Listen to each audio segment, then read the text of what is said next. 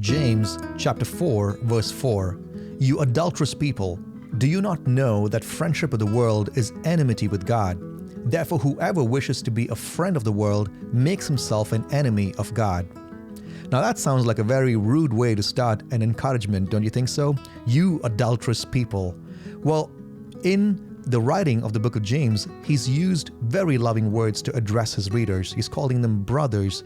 At one point, he even calls them my dear brothers. And then he turns around and he calls his readers, you adulterous people. It really catches your attention. And it's supposed to. But why is he calling his readers adulterous people?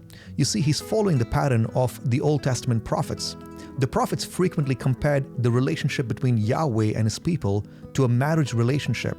Like it says in Isaiah chapter 54, verses 5 and 6, For your Maker is your husband, Yahweh Almighty is his name, the Holy One of Israel is your Redeemer.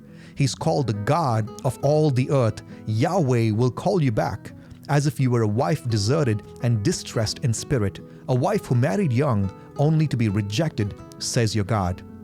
And we see in Isaiah, God is consistently portrayed as the husband and Israel as the wife in this picture. And every time we see Israel fall into idolatry, she is accused of adultery. Like it says in Jeremiah chapter 3, verse 20, But like a woman unfaithful to her husband, so you have been unfaithful to me, O house of Israel, declares Yahweh. James is following this tradition and uses adulterous people to label his readers as people who've been unfaithful to God. But how have they been unfaithful to God? How are believers adulterous?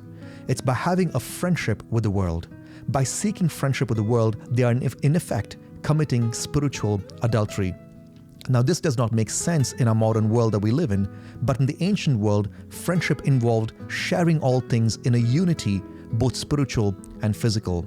So you see now why James insists that anyone who chooses to be a friend of the world becomes an enemy of God, because they're sharing values and standards of the world in their lifestyle and thinking and are becoming adulterous. Are you trying to find unity in the world by lowering your standards, your convictions, and your commitment to being faithful to Jesus? Come out from her, my people. Let God be God and you, his children.